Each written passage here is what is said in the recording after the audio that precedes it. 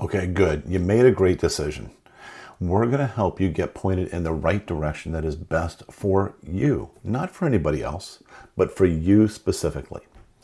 It's very important that you watch this video until the very end because this is the first of the videos and other information that we're going to send you. It contains critical information that you need to know before you can make any kind of educated decision regarding foreclosure. And while you're watching this video, that email is being queued up and it will contain every video you need to see and document you need to access. We're not going to spread it out over time like we've seen others do because we know time is critical and you probably have people coming to your door or calling you already. By the time this video is over, you will likely have received that email in your inbox. So let's get started. Before you can make any educated decision about what to do regarding any foreclosure filing, you need to have an understanding of what you're up against. Most people believe that they know how foreclosure works, but in fact, we find that most don't. So indulge me for a minute while I explain to you the foreclosure timeline and some related details as it pertains to most people. Of course, the entire process started when you got a loan to buy a house, and it's the first step. You got a loan, you closed escrow on the house because you were approved for that loan, and you had a housewarming party, and you said, hey, everybody come to my new house that we just bought. You were proud, you were excited to have this home. And you never at one point in time ever did you say to yourself or anyone else, hey, come and enjoy the house while you can because we expect to be in foreclosure in the future. Nobody has ever said that. Nobody has ever said that.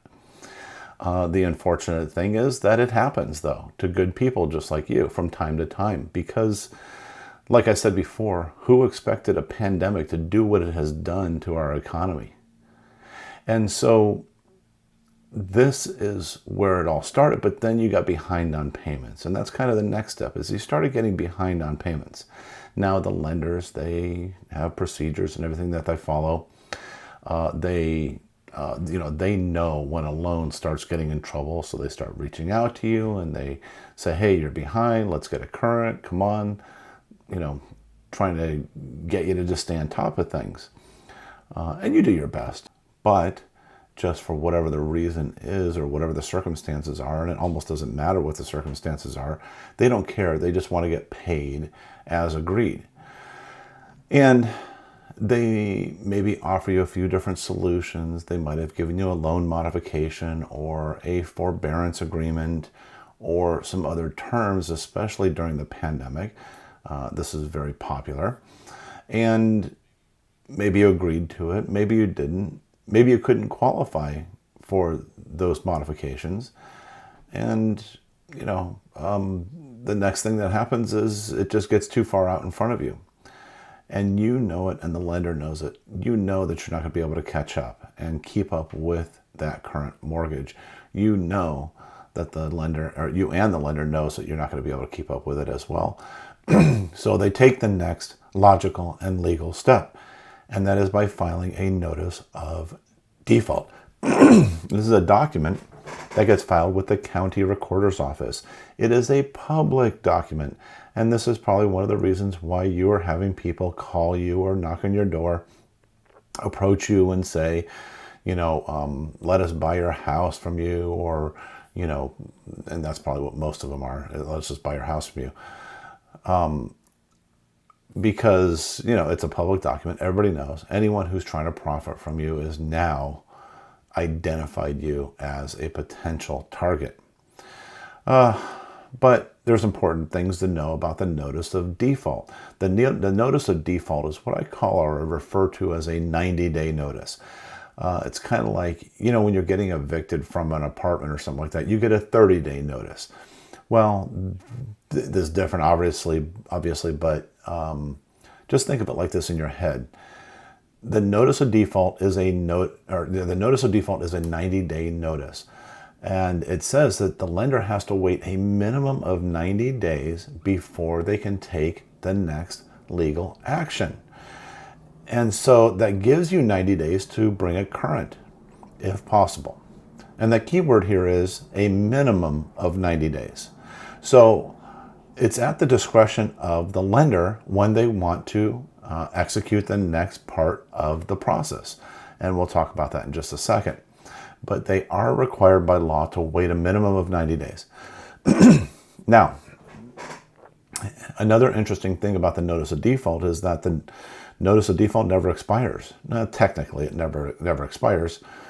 A lot of lenders, they will refile a notice of default after a certain period of time if they have not moved on to the next step. But technically, it doesn't expire because if you're in default, you're in default. There's no other option, okay? But if you get out of default, well, then they will file an additional document that is a rescission of that notice of default. And this is why you might have received a notice of default, 5, 6, 7, 8, 9 months ago from the lender saying, hey, look, you're behind on your payments and we're filing a notice of default.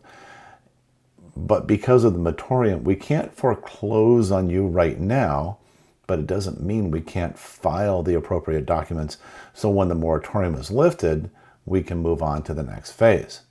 And that next phase is that they will file another document that is called a Notice of Trustee Sale, or NOT.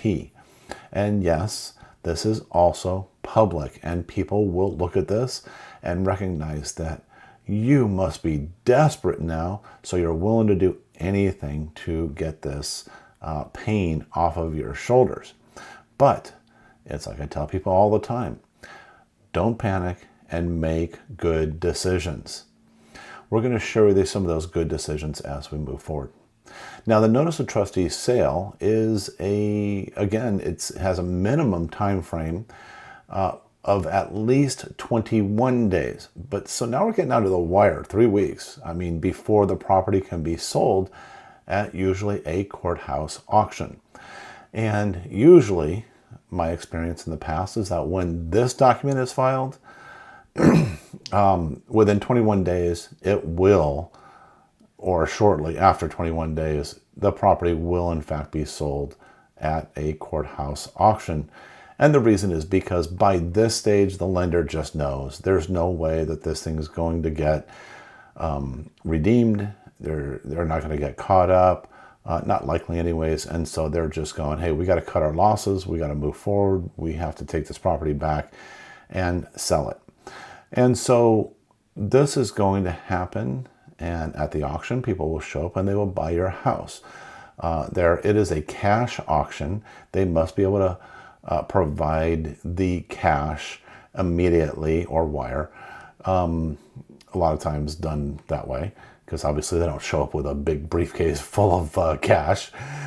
But they will bid on the property, and the highest bidder is the winner, and they now own the property. You do not own it anymore. There is a new owner of the property. And if you're still living in the property, then they will arrange to have you evicted. And this is one of the worst situations that I see. I've seen it many times, and it's devastating and it's heartbreaking. The sheriff shows up at your door and they say, you have an hour to get your stuff out. That's it. They don't give you 3 days. They don't give you time. I guess it depends on the person who's doing the eviction. But, don't expect any leniency on the situation, because, the fact of the matter is, you haven't paid your mortgage for a while. You've received the phone calls. You've received the letters. You've received the notice of default that was filed publicly. It may have even been served to you. You received the notice of trustee sale. You knew this was coming. You knew it was coming.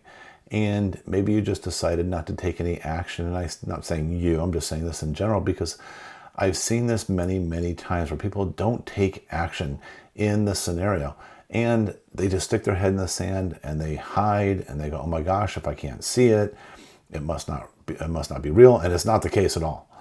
And you find yourself in a very, very difficult situation shortly after. And this is why we provide all these options for you, so you can make a decision, make an educated decision, and move forward and rebuild your life. Here's a bit of good news about the foreclosure process, if you want to consider this good news, is that any proceeds that they make from the auction sale will cover the cost of paying off the loan, any debt associated with the property, and any penalties and fees that have been accrued. And then after all of that is done, if there's any additional equity left in the property, they are supposed to return it to you. But don't get your hopes up. It's not a quick, easy out like some people might think. Consider the fact that the cost of the average foreclosure in the United States is estimated around $76,000. This will come out of any of those proceeds. Also, consider the fact that the lender is not motivated in any way at all to get the highest and best price for the house at the auction sale. They only care about covering their costs. So if they give away your equity, they don't care. Let's consider this. Scenario A. Scenario A says that you are going to do a retail sale. You put your house on the market. Let's assume that the value of your house is $850,000 and the balance of your loan is $500,000. You can plug any numbers in this scenario, but we're going to use these as an example. So that would give you an effective equity of $350,000. Retail sales costs are typically between 5% on the low end, which we will show you in another video how to do that if that's what you decide to do. Or it could be as high as 7.5% when you go traditional route. So we're going to use the low end. So let's take the $350,000 in equity and let's subtract the 5% or $42,500. And what that does is it leaves you with a net profit of $307,500. Now, you might have to extract out of that any back payments that weren't made or any penalties or fees, but it's going to be nominal, as opposed to scenario B. Scenario B, you have the value of your home of your house, which again is $850,000, and the balance of the loan is $500,000. Again, an effective equity of $350,000. However, because it goes to auction sale, remember, we're dealing with cash buyers, and cash buyers don't pay full retail price for anything. So let's just assume that at auction, the house sells for $750,000 if you're lucky. The foreclosure costs are about $76,000. So if you take $750,000 as the sale price, you subtract out your balance of your loan, which is $500,000, that leaves $250,000 in proceeds. Now, from that $250,000 in proceeds, subtract out $76,000 just for the foreclosure filing fees. So that puts you at about $174,000 in proceeds. Well, that's better than the proverbial stick in the eye, I suppose. But then after that, again, you have to subtract out any back payments, penalties, other fees that may have been accrued during the redemption period. And if there's a forbearance or other workout agreements that weren't kept, you got to factor in those as well before collecting net proceeds. You could easily go from a net proceeds of over $300,000 to maybe as little as $100,000. Now, I don't know because I don't know your numbers, but it is critical that you're aware of these numbers and the terms of your lender so that you can figure them out so that you're not surprised when they keep adding salt to the wound by eating away at your equity. Now consider what that picture might look like. If you only had $150,000 or you had $100,000 in equity from the retail value. At auction, all of that equity would be eaten up quickly, leaving you with nothing to rebuild with. One of the very few blessings of the pandemic is that it has caused home values to rise sharply and allowed people like yourself to accumulate a decent amount of equity so that you do in fact have options. But with foreclosures on the rise, how long is it going to be before the market shifts in the other direction? Only time will tell. So the reason I'm telling you this is that even as painful as it might be, taking action early could allow you to have an opportunity to comfortably rebuild your life with a large amount of equity that you might have, as opposed to hiding from it and sticking your head in the sand and hoping that it goes away, and then you end up with nothing. So take that into consideration. And one of the options that we will discuss is how you can and maybe should sell your house on the retail market, but in a discreet fashion while keeping costs really low and getting the absolute highest price possible to put the most amount of money in your pocket. So as you move on in life, then again, you have a nest egg, you have a reserve that you can rebuild with, instead, of just waiting till the very end and having nothing. So watch out for that video. And I'm going to say this again in another video that I'm going to send you, but it's important enough that I say it now, that one of the biggest mistakes people are making right now, other than just letting the house go into foreclosure, is to call off of an ad and accept an offer from anyone offering to buy your house for cash. Just don't do it. At least watch the videos in your inbox so that if you do decide to go that route, you know how to do it the right way so that you don't get talked out of a bunch of your equity. It happens every single day. There's a right way to generate a highly profitable cash offer, and we cover that for you. In your inbox right now, there should be an email from us listing all of the videos, including this one, and the resources that we're making available to you, just so that you can take the right steps. Included are things like applying for government grants, types of financing that you may or may not have considered, loan modifications or forbearance, maybe you've already dealt with those, help from HUD, California Mortgage Relief Program, and more.